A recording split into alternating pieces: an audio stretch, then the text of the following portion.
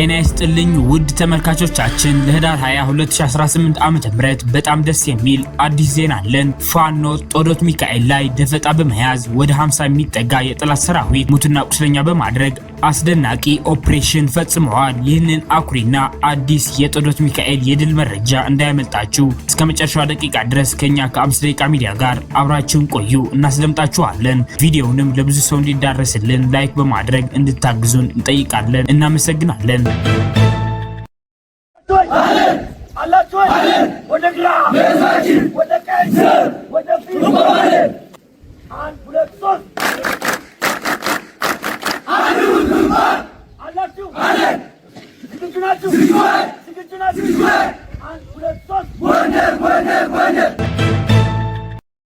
ሰበር ዜና። ጤና ይስጥልን ውድ የ5 ደቂቃ ሚዲያ ተከታታዮች፣ የዕለቱ አዳዲስ የፋኖ ትግሎችና አንኳር ነጥቦች በዚች በ5 ደቂቃ ጊዜ ውስጥ አጠር አድርገን ልናቀርብላችሁ መጥተናል። በቅድሚያ አርዕስተ ዜናዎች እናስደምጣችሁ። አፋብሃ ምስራቅ አማራ ቀጠና ሚኒሊክ እዝ የደጋው መብረቅ ኮር በፋሽስቱ ሰራዊት ላይ ከባድ ጥቃት ፈጽመዋል። ዝርዝር መረጃ አለን፣ ታደምጡታላችሁ። በደብረ ብርሃን ዙሪያ የተደረገው ውጊያና የተገኙ ድሎች በተመለከተ አርበኛ ስንታየው ደመቀ የተናገረው የስልክ ጥሪ አለ፣ እናስደምጣችኋለን። በሸበል በረንታ ወረዳ ከኋላ ደጀኑ ህዝባችን ጋር ሰፊ ውይይት ተካሂደዋል። ዝርዝር አለን፣ ታደምጡታላችሁ። ፋኖ ጦዶት ሚካኤል ላይ ደፈጣ ይዘው በመጠበቅ ወደ 50 የሚጠጋ የጠላት ሰራዊት ሙትና ቁስለኛ በማድረግ አስደናቂ ኦፕሬሽን ፈጽሟል። ይህንን መረጃ በሶስተኛው ዜናችን እናስደምጣችኋለን። አብራችሁን ቆዩ። የአማራ ህዝባዊ ትግሉን የምትደግፉ ውድ አድማጭ ተመልካቾቻችን ቪዲዮውን ላይክ፣ ቻናሉን ሰብስክራይብ እንዲሁም በኮሜንት ድል ለአማራ ጀግኖች እያላችሁ ለህዝብ ብለው ጫካ ለገቡ አርበኞች እንድታበረታቱ ዘንድ በአክብሮት እንጠይቃለን። እናመሰግናለን። በቀጥታ ወደ መረጃዎች አለፍኩኝ። እስከ መጨረሻው ድረስ ከኛ ጋር ቆዩ። የደጋው መብረቅ ኮር ጽናት ክፍለ ጦር ቅጽበታዊ ጥቃትን በጠላት ላይ በመክፈት ከፍተኛ ድልን ተጎናጽፈዋል። ተንታ መገንጠያ ላይ ከሁለት ወረዳ የመጣውን የፋሽስቱ ሰራዊት ወደ ደሴ ለማሻገር ሲሞክር ቅጽበታዊ የደፈጣ ጥቃት ተፈጽሞበታል። ትናንት ህዳር 19 9 ሰዓት አካባቢ የጽናት ክፍለ ጦር ባደረገችው የደፈጣ ኦፕሬሽን በርካታ ሙትና ቁስለኛ ተደርገዋል። የጠላት ሰራዊት በመኪና እየተንቀሳቀሰ ሳለ ከፋኖች በደረሰበት የደፈጣ በትር በርካቶች በመኪና ውስጥ እያሉ በተሰነዘረ ጥቃት ሙትና ቁስለኛ የተደረጉ ሲሆን ቀሪዎቹ ከመኪና እየወረዱ ያለ ተቀድሸው ተሸኝተዋል። ከደላንታና ከተንታ ወረዳ በጥምረት አዋጥቶ ወደ ደሴ ሊያሳልፍ በነበረው የጠላት ሰራዊት ላይ የጽናት ክፍለ ጦር ፋኖዎች አፍን በእጅ የሚያስጭን ድልን አስመዝግበዋል። አሁን በሁለተኛው ዜናችን ስለተደረገው የህዝብ ውይይት እናስደምጣችኋለን። ከዚህ በመቀጠል በሶስተኛው ዜናችን የጦዶት ሚካኤሉን አስደናቂ ኦፕሬሽን የምናስደምጣችሁ ይሆናል። አብራችሁን ቆዩ። የአፋብሃ ምዕራብ አማራ ቀጠና ቴዎድሮስ እዝ 201ኛ ኮር 64ኛ ክፍለ ጦር በሸበል በራንታ ወረዳ አራጤና አካባቢው ቀበሌ የሚገኙ የኋላ ደጀኑ ህዝባችን ጋር ሰፊ ውይይት ተካሂደዋል። በ64ኛ ክፍለ ጦር አመራሮች በሸበል በራንታ ከኋላ ደጀኑ ህዝባችን ጋር በተካሄደው የውይይት መድረክ ደጀኑ ህዝባችን የአማራ ህዝብ ትግል ያለበትን ወቅታዊ ሁኔታና የአብይ አህመድ አርመኔው ሰራዊት በአማራ ህዝብ ላይ እያካሄደ ያለውን ዘር ተኮር ጭፍጨፋ በተመለከተ ሰፋ ያለ ግንዛቤ ተሰጥተዋል። በውይይት መድረኩ የተገኙት የኋላ ደጀኑ ህዝባችን ስርዓቱ በአማራ ህዝብ ላይ እያካሄደ ያለውን ዘር ተኮር ጭፍጨፋ በመገንዘብ ራሳችንን አደራጅተን ከፋኖ ጋር በመሆን የአብይ አህመድ አርመኔያዊ አገዛዝ ለመገርሰስ ዝግጁ መሆናቸውን አስረድተዋል። ወደ ሶስተኛው ዜናችን ስናሳልፋችሁ ፋኖ ጦዶት ሚካኤል ላይ ደፈጣ ይዘው በመጠበቅ ወደ 50 የሚጠጋ የጠላት ሰራዊት ሙትና ቁስለኛ በማድረግ አስደናቂ ኦፕሬሽን ፈጽመዋል። ምስራቅ አማራ ኮር 2 ታጠቅ ክፍለ ጦር ወዳለችበት ቀጠና ትናንት ከመርሳ ከተማና ኒኒበር በመነሳት ማጥቃት ያደረገ የጠላት ሰራዊት ከባድ ትንቅንቅና ተጋድሎ በማድረግ ከባድ ሰብአዊ ኪሳራ በማድረስ ታላቅ ድል ተጎናጽፈዋል። የጠላት ኃይል ከመርሳ ከተማና ኒኒበር በሁለት አቅጣጫ ለማጥቃት እንቅስቃሴ ያደረገ ሲሆን ታጠቅ ክፍለ ጦር ሁለተኛ ሻለቃ ጦዶት ሚካኤል ላይ ደፈጣ ይዘው በመጠበቅ በርካታ ኃይል ላይ ያላሰበው ጥቃት በማድረስ ወደ 50 የሚጠጋ ሙትና ቁስለኛውን ይዞ ወደ መጣበት ምሽጉ እንዲገባ አድርገው ድል ተጎናጽፈዋል። የዚህን ድል ተጨማሪ ዝርዝር መረጃ ሲደርሰን በ5 ደቂቃ ሚዲያ ቻናላችን የምናቀርብ ይሆናል። ከዚህ በመቀጠል የስልክ ጥሪ ያለን እንዳያልፋችሁ አድምጡት።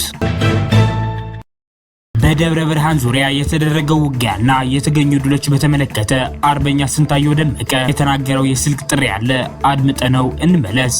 ዛሬን ጨምሮ ሰሞኑን በሸዋ ጠቅላይ ግዛት በዙም እንዲሁ አጠቃላይ በቀጠናው ከባድ ውጊያ ሲካሄድ ሰንብቷልና እንዲሁ እስኪ አሁናዊ የውጊያ መረጃዎችን አድርሰን። መልካም አመሰግናለሁ ይርጋ። እንግዲህ እንዳልከው በተለይ ሰሞኑን በሸዋ ጠቅላይ ግዛት በሁሉም ቀጠናዎች ከጠላት ጋር ከፍተኛ ትንቅንቅ ሲደረግ ቆይቷል። በዚህም በጠላት ላይ የበላይነትን ወስደን ምናልባት ብልጽግና ያሰለፋቸው በየቦታ ያሉ የሚዲያ የሚሊሻ ሰራዊት እንደሚሉት ወይም ደግሞ የሚሉት ፕሮፓጋንዳ እንዳለ ሆኖ ነገር ግን በዚህ ላይ እኛ የበላይነት ወስደን በየአውደ ውጊያው ሁሉ ጠላትን ፍርክስክሱን እያወጣን ነው የምንገኘው። በተለይ በዛሬው ዕለት ህዳር 18 2018 ዓ.ም በደብረ ብርሃን ከተማ በባሶና ወረዳ በምትገኘው በተለይ በዚህ በቀይትና በጉዶ በረት መሃል ላይ ወደ መሃል አምባ ጠላት ሌሊት ላይ እንቅስቃሴ አድርጎ ነበር። በዚህም የአማራ ፋኖ ህዝባዊ ድርጅት ሸዋ ጠቅላይ ግዛት ዕዝ መሐመድ ቢሆነኝ ኮር ደጃዝማች ተሰማ እርገጤ ክፍለ ጦር የጠላትን እንቅስቃሴ ቀድሞ በመረዳት በሚገባ መልኩ እስካሁን መረጃ በምንለዋወጥበት ሰዓት ድረስ ከፍተኛ ትንቅንቅ እያደረጉ በዚህም ጠላት ሙትና ቁስለኛውን ደብረ ብርሃን ሆስፒታል ላይ እያስገባ ነው የሚገኘው። እንዳልከው መነሻም ላይ በተለይ በሸዋ ጠቅላይ ግዛት በሁሉም ግንባሮች ከፍተኛ የጠላት እንቅስቃሴ እንኳን ቢኖርም የሸዋ ጠቅላይ ግዛት ዕዝ ሁሉም ክፍለ ጦሮች በየቀጠናው ላይ ያለውን ጠላት በመመከት ከፍተኛ የሆነ ኪሳራ እያደረስንበት ነው የምንገኘው። ይርጋ አመሰግናለሁ አርበኛ ስንታየው። እንግዲህ በተለይ ዛሬውን ተጋድሎ በተመለከተ ቀደም ሲል ከኮሩ በደረሰ መረጃም ማወቅ ችለናል። የዛሬው ውጊያ በተለየ መልኩ ለደብረ ብርሃን በቅርብ ርቀት የተካሄደና ከፍተኛ የሆነ ኪሳራ የሚደርሰበት እንደሆነ ነው መረጃ የደረሰን። የዛሬውን ድል እንዴት ነው በትርጉሙን በምን መልክ መግለጽ ይቻላል? መልካም እንግዲህ ይታወቃል ብልጽግና በተለይ ራሱን የዞን አመራር ብሎ የሚጠራው ኃይል የሚቀመጥበት ቦታ ላይ ትንኮሳ በምታደርግበት ሰዓት እነሱን ፈርጥጠው ወደዛው ወደ መቀመጫቸው አዲስ አበባ ነው የሚሸሹት። በዚህም ዙሪያ ላይ እንዳልኩ ቅድም ምናልባት ጦርነቱ ሌሊት ላይ ተጀመረ እንጂ እስካሁን ድረስ አልቆመም። ምናልባት በጠላት ላይ በድምር የደረሱ በደሎች እንዲሁም ደግሞ የተገኙ ቁሶችንም ጭምር ምናልባት ምሽት ዜናዎቻችን ላይ የምናጋራ ነው የሚሆነው። በዚህ ግን ደብረ ብርሃን ላይ ያለ የከተማውና የዞን አመራርም ጭምር ጭንቀት ውስጥ እንደገባና አብዛኛው እቃቸውን እየሸከፉ በመሸሽ ላይ እንደሚገኙ ነው እስካሁን ያለን መረጃ። በዚህም ጠላት ከፍተኛ የሆነ እስከ ከፔምፔ እንዲሁም ከድሽቃ ሞርተር ከፔምፔ እስከ ዙ ያሉ መሳሪያዎችንም ጭምር የንጹሃን ቤቶችም እንዲሁም ደግሞ የእምነት ተቋሞችንም ጭምር ነው እስካሁን እየደበደበና እየቀጠቀጠ ያለ። ነገር ግን በዚህ መሀል ምንም አይነት የሚዋጋውን ሰራዊት ፊት ለፊት መግጠም የማይችለው ሙያው ወይም ደግሞ ተግባሩ ይህ እንደሆነ ይታወቃል። ምናልባት በዚህ በዛሬው ዕለት በተለይ በአውደ ውጊያ ላይ የተገኙ ድሎችን ምሽት ዜናዎቻችን ላይ ይዘን የምንመለስ ነው የሚሆነው። እስካሁን ግን በጠላት ላይ የበላይነትን ይዘን በተለይ ደጃዝማች ተሰማ እርገጤ ክፍለ ጦር ሁሉንም ሻለቆች በማሰለፍ ከፍተኛ ድልን እየተቀዳጁ ነው የሚገኙት። እጅግ አድርገን እናመሰግናለን አርበኛ ስንታየው ደመቀ እያደረስከን ስላለው ማብራሪያና ስለተጋድሏችሁ ከልብ እናመሰግናለን። ከዕለታዊ የተጋድሎ መረጃዎች ወጣ ባለመልኩ ተጨማሪ ጥያቄዎችን እንደ አመራር ልጠይቅህና ትምህርት ይፈልጋለሁ። አርበኛ ስንታየው የአማራ ህዝብ የህልውና ትግል መዳረሻው ሸዋ መናገሻ አዲስ አበባ መሆኑ ይታወቃልና ይሄን ደግሞ ጠላትን በሚገባ ያውቀዋል። ለዚህም እንግዲህ ሀገሪቱ ውስጥ አሉኝ የሚላቸውን በርካታ ኤሊት ፎርሶችን ያሰለፈው 5 ሪፐብሊካን የአየር ወለድ ኮማንዶ ጨምሮ በርካታ ኃይል አለው። ምንም ፍሬያማ ባይሆንም የባህር ኃይልን ጭምር ያሰለፈበት አካባቢ አለና ይሄንን ፋኖ በተረዳ መንገድ ነው እየታገለ ያለው የሚል ጥያቄ ተደጋጋሚ ይነሳልና እስኪ ይህን ጥያቄ በግልጽ እንድትመልስልኝ እፈልጋለሁ። ጠላት በተረዳው ልክ ሸዋ ላይ ፋኖ ተረድቶታል ወይ? መልካም እንግዲህ እንዳልከው ነው። በተለይ ሸዋ ጠቅላይ ግዛት ላይ ባለፉት የህልውና ትግሉ ከተጀመረ ወይም ደግሞ አብዮቱ ከፈነዳ ጀምሮ በተለይ በዚህ 2 ዓመት ከ8 ወር ውስጥ የብልጽግና ሰራዊት አለኝ የሚለውን ከባህር ኃይል እስከ አለኝ የሚለውን እግረኛ ኮማንዶ ድረስ አሰልፎ ነው የሚገኘው ሸዋ ላይ። በርካታ ክፍለ ጦሮቹ ጠቅላላ የሚገኙት ሸዋ ውስጥ ነው። በዚህም ጠላት ከፍተኛ ኪሳራ ደርሶበታል። እንዳልኩ አንተም እንዳልከው ሸዋ የሁሉም የአማራ ትግል ማዕከል፣ የአማራ ትግል መሰባሰቢያ እንዲሁም የመጨረሻውን ድል የምንቋጭበት ቦታ መሆኑን ሁሉም አማራ ምድር ላይ ያለው በየቦታው ከሸዋ ውጭ ያሉ አደረጃጀቶችም ጭምር ጠንቅቀው ያውቃሉ። ይታወቃል። ትግል ጊዜ ያለው ትግል በሂደት ነው።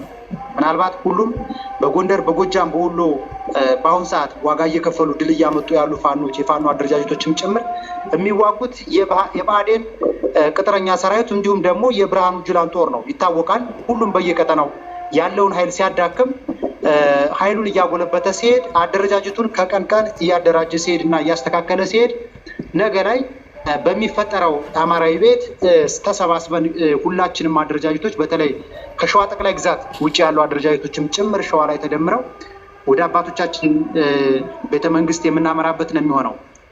በዚህም ጉዳይ ላይ ፋኖ ተረድቶት ነው እየታገለ ያለው። ይታወቃል። መዳረሻችን መናገሻችን ሸዋ እንደሆነ ሁሉም አደረጃጀት ጠንቅቆ ያውቃል።